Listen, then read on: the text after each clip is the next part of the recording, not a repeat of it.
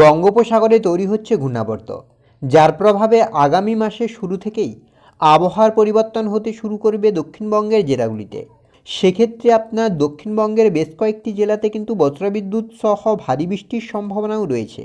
অন্যদিকে আপনার বাংলাদেশ এবং উত্তরবঙ্গ ত্রিপুরার ক্ষেত্রেও কিন্তু আবহাওয়ার বড় পরিবর্তন হতে চলেছে। আর তাপমাত্রার আপাতত বড় কোনো পরিবর্তন নেই, বর্তমানে যেমন আছে তেমনই থাকবে। তবে আপনার নতুন মাসের শুরু থেকেই কিন্তু একটা গরমের আবহাওয়া তৈরি হবে। তো এই যে নতুন করে ঘূর্ণাবর্ত তৈরি হচ্ছে বঙ্গোপসাগরে, এই ঘূর্ণাবর্তের প্রভাবে আবহাওয়ার কতটা কী পরিবর্তন হতে চলেছে, কোন কোন জেলায় হালকা বৃষ্টির সম্ভাবনা রয়েছে, কোন কোন জেলায় ভারী বৃষ্টি হতে পারে, এই নিয়ে কী আপডেট উঠে আসছে, আলিপুর আবহাওয়া দপ্তর বা কী জানাচ্ছে, সবটাই বিস্তারিতভাবে আলোচনা করব এই ভিডিওতে। তাই ভিডিওটি অবশ্যই শেষ পর্যন্ত দেখুন। আর এই মুহূর্তে আপনার অঞ্চলে আবহাওয়া কেমন তাও বিস্তারিতভাবে কমেন্ট করে জানান। সবার প্রথমে যদি আমরা স্যাটেলাইট চিত্রের মাধ্যমে দেখার চেষ্টা করি যে ঠিক এই মুহূর্তে বাংলার আবহাওয়ার পরিস্থিতি কী রয়েছে, কোথায় কতটা পরিবর্তন। তো স্যাটেলাইট চিত্র যেটা বলছে আপনার এদিকে আপনার রয়েছে কলকাতা, হাওড়া, হুগলি, দীঘা, কন্টাই, হলদিয়া।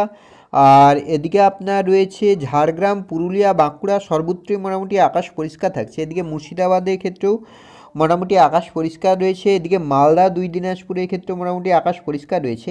হিমালয়ের পাদদেশ সংলগ্ন 5 জেলা বলুন, আর এদিকে আপনার বাংলাদেশ, ত্রিপুরা, সর্বত্রই মোটামুটি আকাশ পরিষ্কার থাকছে, কোথাও কিন্তু সেভাবে বড় কোনো পরিবর্তন নেই। আর এদিকে আপনার যেটা লক্ষ্য করা যাচ্ছে, আপনার এদিকে মধ্য ভারত হয়ে আপনার বাংলার দিকে কিন্তু মেঘ আসছে। আগামী কয়েকদিনে কিন্তু এই মেঘের প্রভাবেই কিন্তু বৃষ্টির পরিস্থিতি তৈরি হবে, দেখতেই পাচ্ছেন। এদিকে আপনার ঝাড়খণ্ড, বিহার, উড়িষ্যা হয়ে আপনার বাংলার দিকে কিন্তু একটা মেঘ আসছে, এই যে মেঘ, কালো মেঘের একটা মেঘ আসছে, এর প্রভাবে কিন্তু বৃষ্টির পরিস্থিতি তৈরি হবে। তো সেক্ষেত্রে সবার প্রথমে যদি আমরা আলিপুর আবহাওয়া দপ্তরের অফিসিয়াল আপডেটের দিকে লক্ষ্য করি যে অফিসিয়ালি কী আপডেট দিচ্ছে আলিপুর আবহাওয়া দপ্তর, তারপরেই আমরা উইন্ডির মেঘলা আকাশ, বৃষ্টি এবং তাপমাত্রার দিকে লক্ষ্য করব।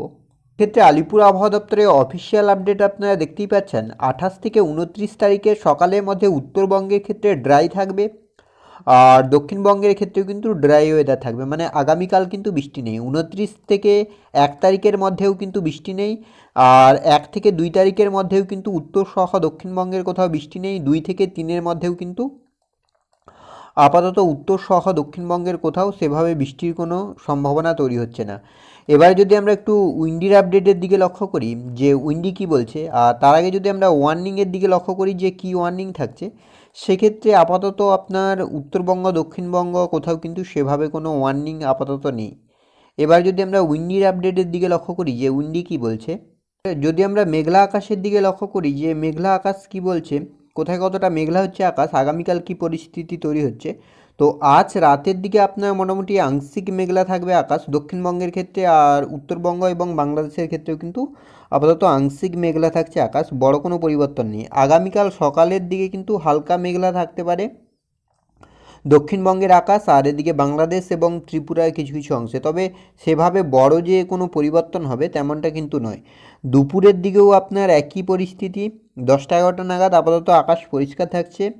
আর যদি 3টে-4টার দিকে লক্ষ্য করি যে কী পরিস্থিতি, সেক্ষেত্রেও মোটামুটি আকাশ পরিষ্কার থাকছে, অর্থাৎ আগামীকাল মোটামুটি আপনার আকাশ পরিষ্কার থাকছে। বৃহস্পতিবার আপনার 29 তারিখ, সেক্ষেত্রেও আপনার উত্তর সহ দক্ষিণবঙ্গের আকাশ মোটামুটি সম্পূর্ণভাবে পরিষ্কার থাকছে, কোথাও কিন্তু সেভাবে কোনো পরিবর্তন লক্ষ্য করা যাচ্ছে না। 1 তারিখের দিকে যদি আমরা লক্ষ্য করি যে 1 তারিখ কী পরিস্থিতি তৈরি হচ্ছে, সেক্ষেত্রে শুক্রবার 1 তারিখ, সেক্ষেত্রেও আপনার মোটামুটি আকাশ পরিষ্কার থাকছে উত্তর সহ দক্ষিণবঙ্গের সর্বত্রই, কোথাও কিন্তু কোনো ধরনের পরিবর্তন নেই। শনিবার আপনার 2 তারিখ, সেক্ষেত্রেও আপনার আকাশ পরিষ্কারই থাকছে।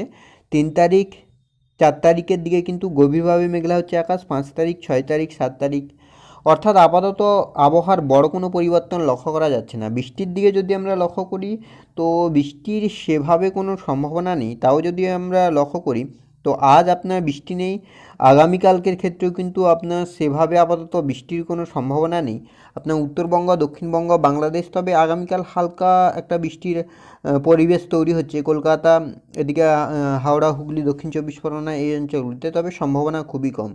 বৃহস্পতিবার আপনার 29 তারিখ, সেক্ষেত্রেও আপনার সেভাবে আপাতত বৃষ্টির কোনো সম্ভাবনা নেই। আর শুক্রবার আপনার হচ্ছে 1 তারিখের ক্ষেত্রেও সেভাবে বৃষ্টি নেই। শনিবার 2 তারিখের ক্ষেত্রেও আপনার সেভাবে বৃষ্টির কোনো সম্ভাবনা নেই। রবিবার 3 তারিখ, সেক্ষেত্রেও আপনার সেভাবে বৃষ্টি লক্ষ্য করা যাচ্ছে না।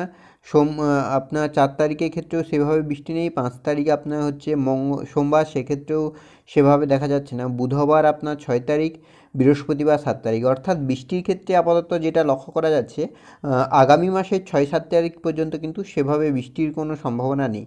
আর তাপমাত্রার দিকে যদি আমরা লক্ষ্য করি যে তাপমাত্রার কী পরিস্থিতি তৈরি হচ্ছে, তো কলকাতার দিকে যদি আমরা লক্ষ্য করি, আগামীকাল আপনার থাকবে 21, বৃহস্পতিবারের ক্ষেত্রে 19 হচ্ছে, শুক্রবারের ক্ষেত্রে 17 হচ্ছে, শনিবারের ক্ষেত্রে 17 থাকবে আর 31 থাকবে। রবিবারের ক্ষেত্রে 20 থাকছে আর 33 থাকছে।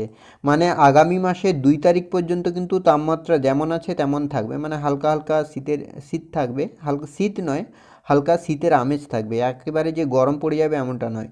19 তারিখের ক্ষেত্রেও কিন্তু বড় কোনো পরিবর্তন নেই। 19, 29, 18, 29, আর এদিকে আপনার 7 তারিখের ক্ষেত্রে 19, 31।